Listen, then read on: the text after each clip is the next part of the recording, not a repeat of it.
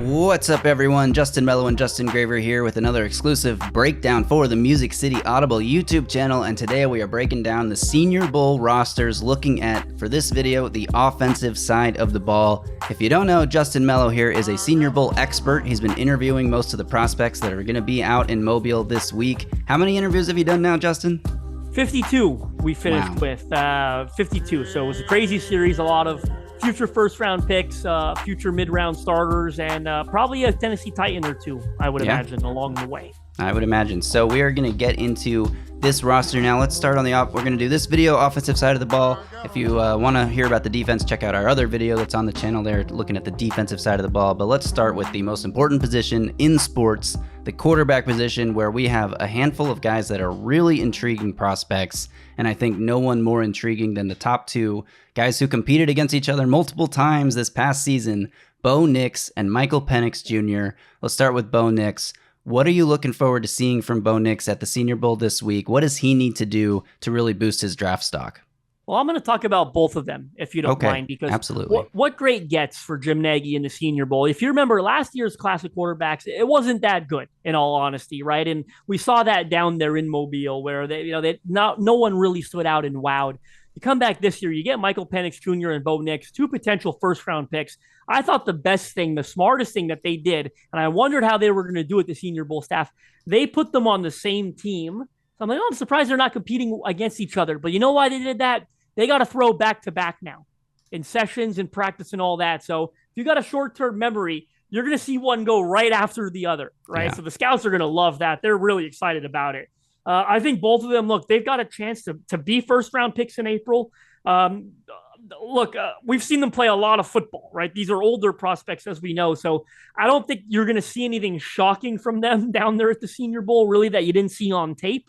But I think, that quality time with all 32 teams, the first chance these teams are really getting to sit down with them, interview them. As we know, all 32 teams will meet with all prospects at the Senior Bowl. So I think that time will be really important, especially if you're a team that's starting to try to identify your next franchise quarterback, your quarterback. Personality matters just as much as everything else, essentially, right? You're talking about a face of the franchise guy. You want to make sure you get the right fit.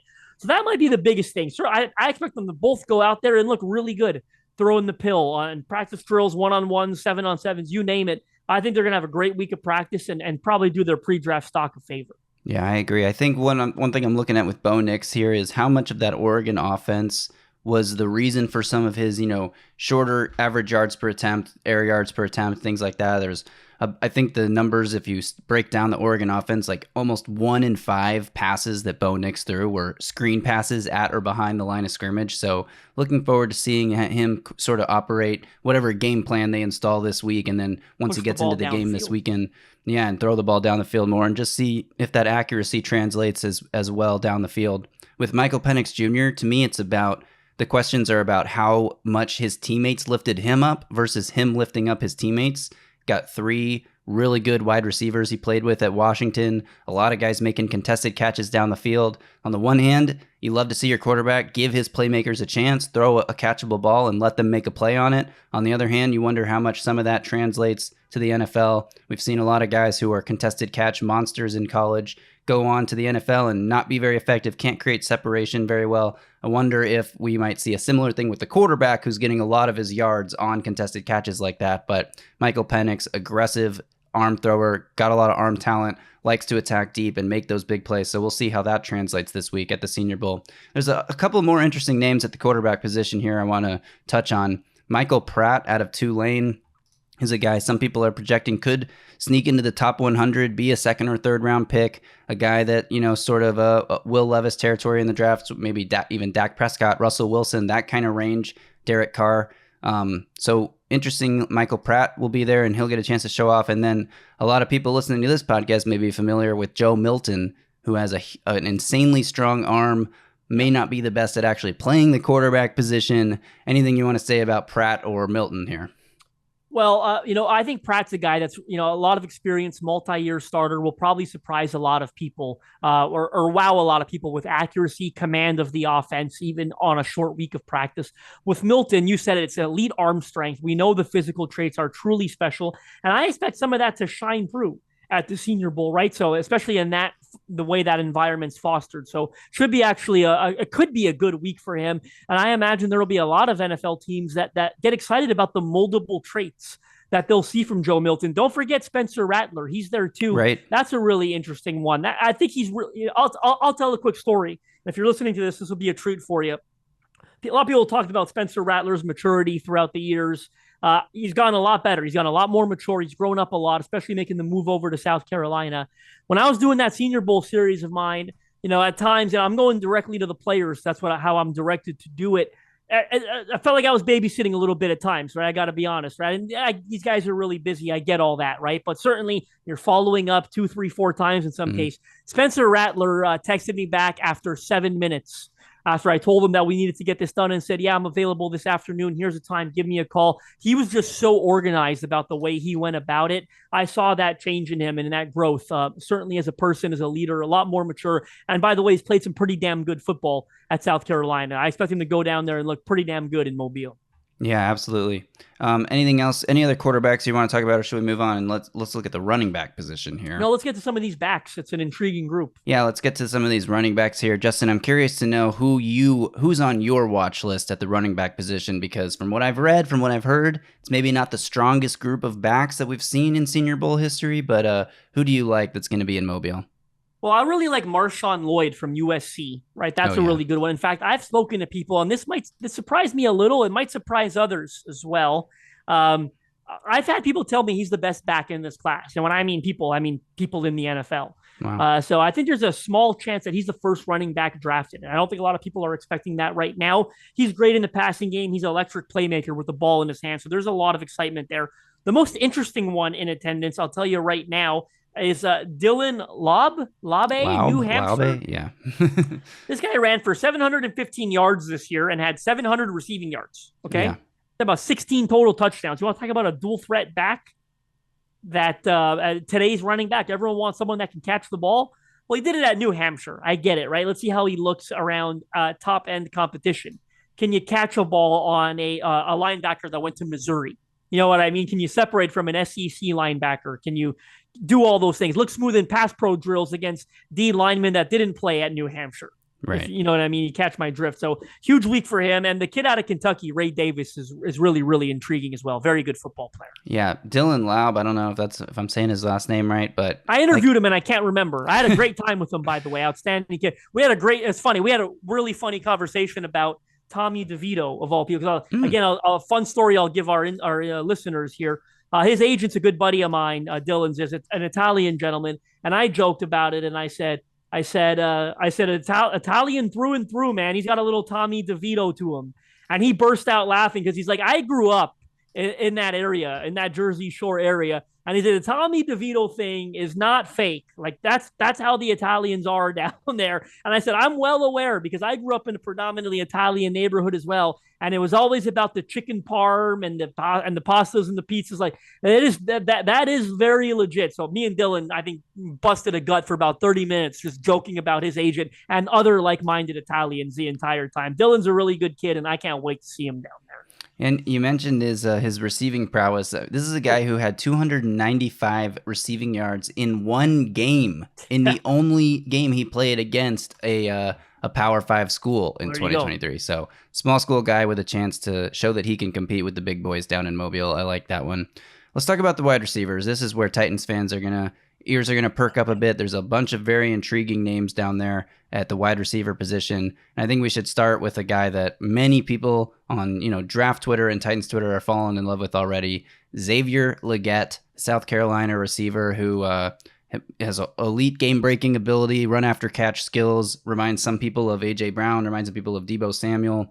But there are concerns there as well. The analytical profile for him is not great. Took him a while to break out as a receiver, didn't really have much production until his final year there.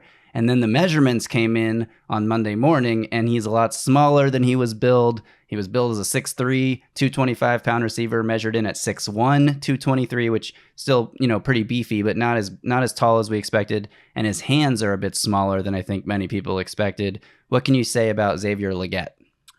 Well, Titans fans should be interested because I think that's a guy that's going to go in the second round. Yeah. I've got him in the like early to mid portion.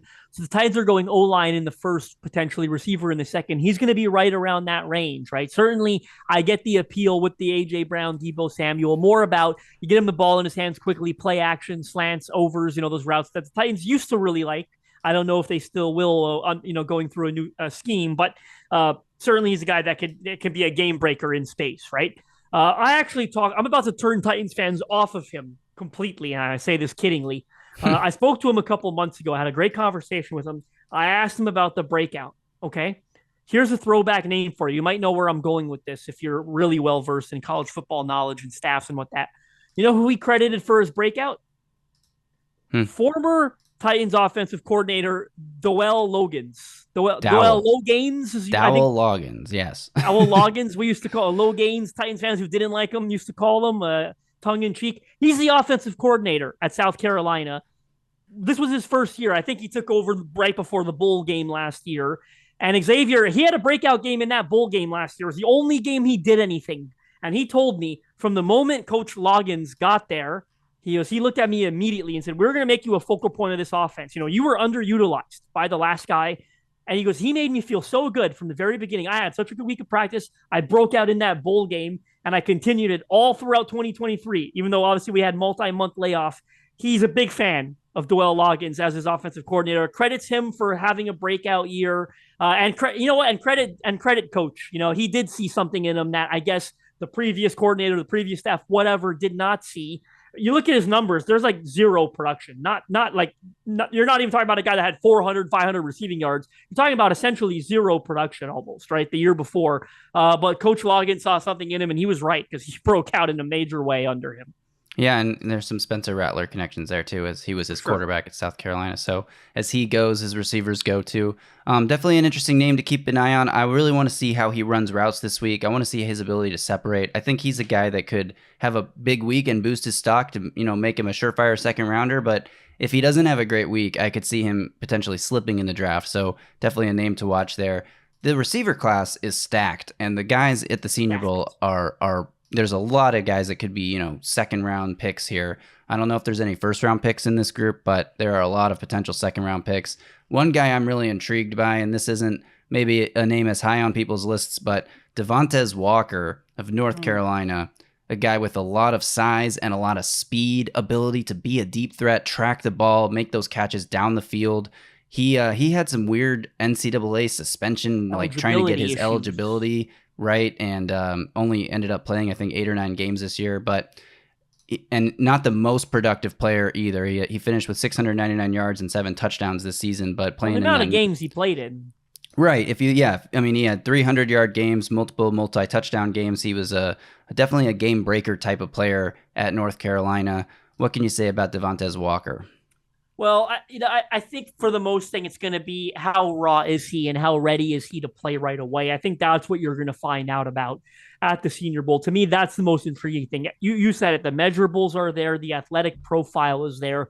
How ready is he to play receiver at a technical high level in the pros? Is he someone that could come in and contribute right away, or are we going to have to be really patient with him and make him your number 4 or 5 receiver on the depth chart, despite maybe having to draft him in the top 75? And what kind of expectations does that put on him? How quickly does the fan base turn on him if he's not producing right away? Those are all things that teams have to weigh, I think, with this kid. And it's a complex situation. They're going to have to kind of comb through it, certainly with a fine comb here at the Senior Bowl. Yep. Another name I'm interested in, Malachi Corley. This is a name we've seen thrown around on Draft Twitter and Titans Twitter a lot as a potential second or third round option out of Western Kentucky. He may be the best guy with the ball in his hands after the catch in this whole class, but I definitely have questions about his ability to run routes and separate, and run the full route tree and be like an actual receiver and not just like a gadget screen weapon. What do you think of Malachi Corley? Well, you said it. I don't have a ton to add. He's so good with the ball in his hands. Another guy that I interviewed, I want to say just a couple months ago, before the Senior Bowl series, actually, I identified someone as someone that I wanted to feature. Just a game breaker, electric in space and tough. Runs through. You can't arm tackle the kid, right? He runs through tackles. You got to gang tackle 2-3 guys right on him all the time. What did Mike McDaniel say in the Derrick Henry episode? multiple mother effers, or was it? I think it was a player multiple mother effers when Derrick Henry's got the ball in his hands. You almost feel that way with Malachi Corley at wide receiver. So, really, really intriguing kid. Again, the level of competition I think is big with him having played where he played, Western Kentucky kid, right? If I'm recalling. So, Yep. we'll have to see what that looks like. There are a couple other guys you didn't bring up that I'm Yeah, go quickly for going it. to run through, if you don't mind, because one of them I have a feeling you're not going to bring up, and I do want to feature here. Is it Jerry Because Rice's son? it's not. No, everyone, Brendan Rice. I mean, we watched him a lot at USC. No, it is Jaquan Jackson at Tulane, wide receiver, but also an electric kick returner and punt returner. This guy has got a punt return touchdown on his resume, a lot of yards in both the kickoff and the punt return game. I'm going to tee it up for you. You're going to knock it out of the park, even though you don't know this. Guess who his roommate was for the first 4 years of his college career? Will Levis. I expected better from you. He played at Tulane, you idiot. Oh, Spears Tajay Spears. was his roommate for the first 4 years of his college football career. And they're really close, really, really good friends. He told me, because, going to the Senior Bowl, I saw what it did for Tajay and his pre-draft stock. I think something similar could happen for me. He is dynamic with the ball in his hands, okay? I want to see what it looks like as a receiver because I have no doubt he starts next year as a kick returner and punt returner, whoever drafts him.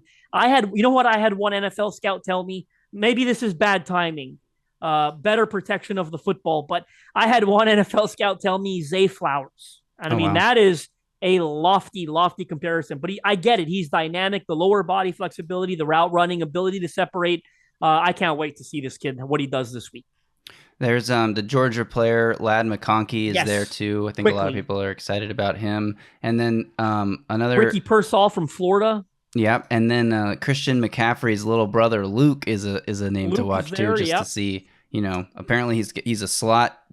He profiles as a slot guy, but really good hands. We'll see I if he can play outside this week. Before we move on, I hate to say it, Lad McConkey, Cooper Cup vibes, man. And Cooper Cup was a big Senior Bowl Yeah. performer. That panned out, right? So can't wait to see it because I don't think he's a slot only guy, man. I think he could play a little. He's not your typical X, but he might be able to play the Z, right? So I want to see that from him because you talk about an elite route runner when he's healthy, man. He created separations so easily at Georgia.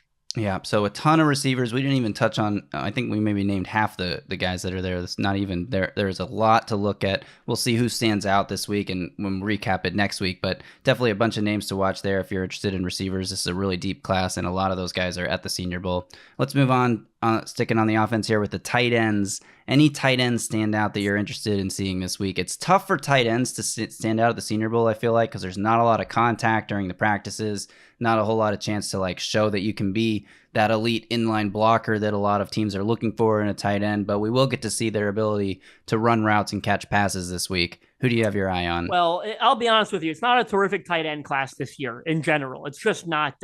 Two guys that I think intrigue me are the K-State kid. Yeah. I think he's a move tight end. You can move him all over. That's intriguing. Then I'll quickly shout out Brevin Spanford, Titans fans. He's the best blocker in the class of all the tight ends. So I think he's someone, again, it's tough for them to stand out in this environment, but his ability to block in the trenches is going to intrigue a lot of potential suitors. Brevin Spanford was charted with 9 drops on 34 catchable pass targets per PFF this year. So that's something he's got to go out and prove this week, that he can catch the balls that are thrown to him and not be a liability in that regard. All right, let's get to the position group that probably Titans fans care about the most. Although I don't know if they do, because you don't have a Joe Alt or Olaf Ashanu at the Senior Bowl this week, and I think most Titans fans are hoping that that's the direction the Titans go at offensive tackle. But let's say they wait till day 2 to target that position. Who are some guys in Mobile this week that might be able to stand out in the tackle class?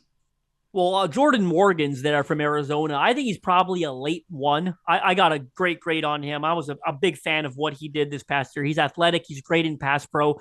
And he's one of fairly few second class of tackles that I think is a left tackle all day long, not a right tackle. So if you are a Titans fan that wants to wait for them on tackle, or you want to trade back or trade back up, maybe Jordan Morgan's one to watch.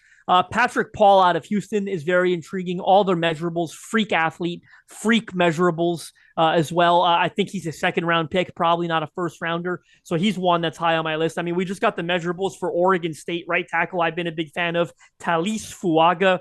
The arms aren't quite as long as you'd like them to be, but they're not Peter Skoronski, T-Rex arms either. He's got, the surpasses the 33-inch threshold. I thought he'd maybe get at 34. It's quite not. So there's been some chatter of him kicking the guard. I don't like it. I don't particularly agree with it. Maybe we and I can have the Dylan Radins argument all over again someday, but I think he's a right tackle. But the measurements leave some room, there for debate, and we'll see what he does there. But I've got him as a top 20 player in this class. What about Texas right tackle Christian Jones? Is that why you're okay? Christian Jones, I'll tell you this, and you'll enjoy this.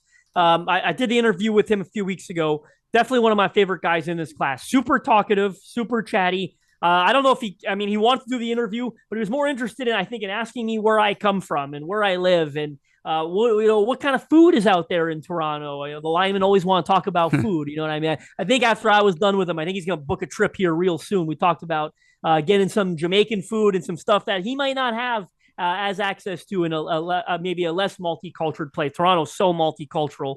We've got food from all walks of life. Every corner of the earth is represented here in Toronto. So, no, I had an amazing time with him. So talkative, such a great guy. The measurements are outstanding. If you're following the Senior Bowl account, you would have seen them already. No doubt about him playing tackle. You're not moving this kid to guard, right? So intriguing. He's got to hold his own. I think one-on-one pass pro drills are going to be really, really big for him. Could be pretty telling, I think, to his draft stock. There's another intriguing guy here that might be interesting. Could be a day 2 or day 3 pick, or could be a guy who falls. It'll be interesting to see what the NFL thinks of Kingsley Suamataya, the BYU kid. Any thoughts on him? I got a close eye on him. I got to be honest, close eye, because I wasn't as impressed with the tape as I thought I was going to be. And I did that after I watched him and I saw him in a bunch of first round mock drafts and stuff. I'm actually going to pull up my notes here right now. I saw him in a bunch of first round mocks, and I just kind of left not quite as impressed as I thought I was going to be. I think if you watch, there was a Cincinnati game that I watched. There were a couple of bad reps, especially in space. I mean, I love the length. I love the mass. I haven't seen the official measurables, but they had him around 6'6", 315. I thought he was a mauler.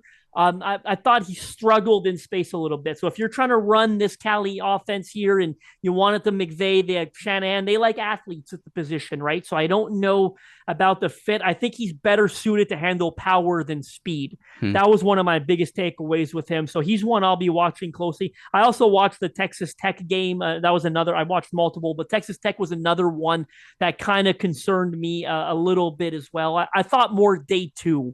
Than I thought first round pick. But I'm glad you had me bring up my notes here, because one guy I forgot to bring up that I certainly would have kicked myself is Tyler Guyton, the tackle out of Oklahoma. I mean, look, this guy, I don't say this lightly, okay, because I love Joe Alton Olufashanu.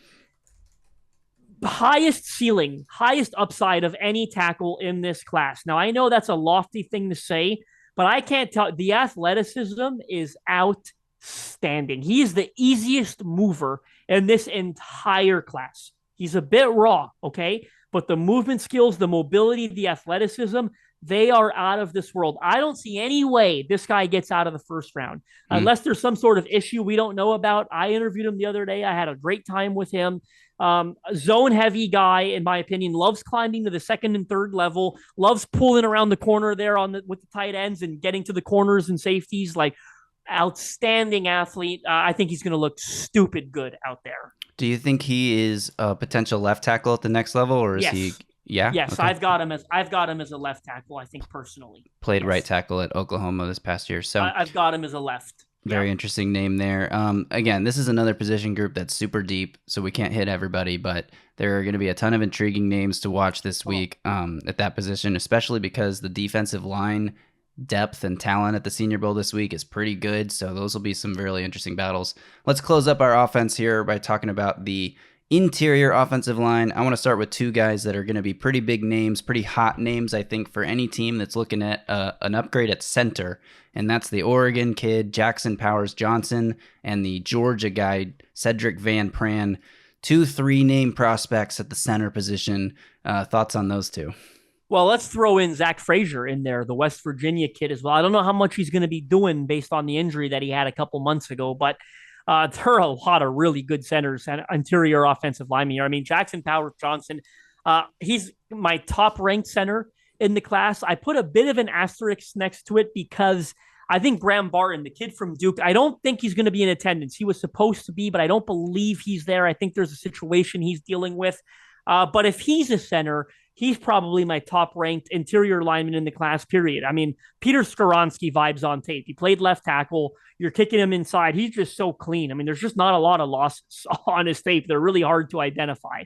But it's the same thing with Jackson Powers Johnson. Really, really good player. I think he's scheme versatile. I've seen some people, I disagree that they don't feel he's maybe a great fit for zone. I think he can do it. I thought, protecting for a guy like Bo Nix, you got to be fairly athletic, and there are things he's going to teach you. You're forced to learn, right, when you protect for a quarterback like that. So I'm a big fan of Jackson Powers Johnson. He gives me day one instant starter vibes. The West Virginia kid, again, also super intriguing. It's a really, really good class of interior linemen down there. Another name that we've talked about on this podcast because we did a way too early mock draft a couple months ago, but Troy Fatanu out of Washington is there too. And this is a guy who may be a guard at the next level, played tackle for Washington. Any thoughts on him and his what he could show this week? Because the Senior Bowl, they routinely move these guys all over the line because they want to get a feel for what they are capable of, what their versatility level is. Fatanu is a guy we might see play tackle and guard, maybe even play some center. What can you say about him?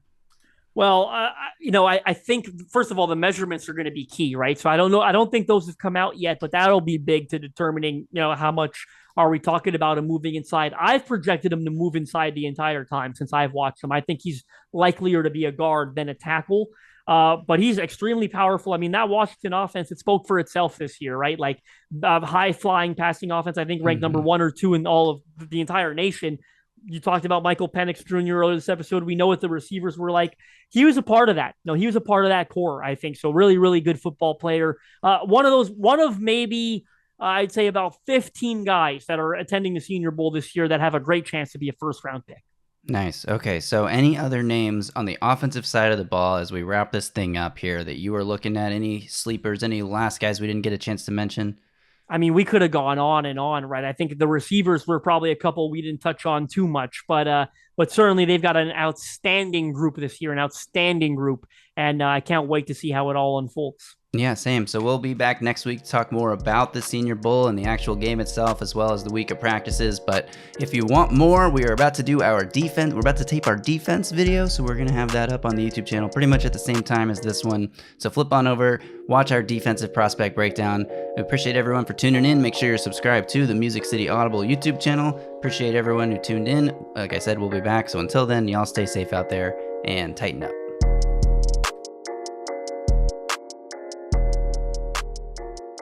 A Broadway sports media production.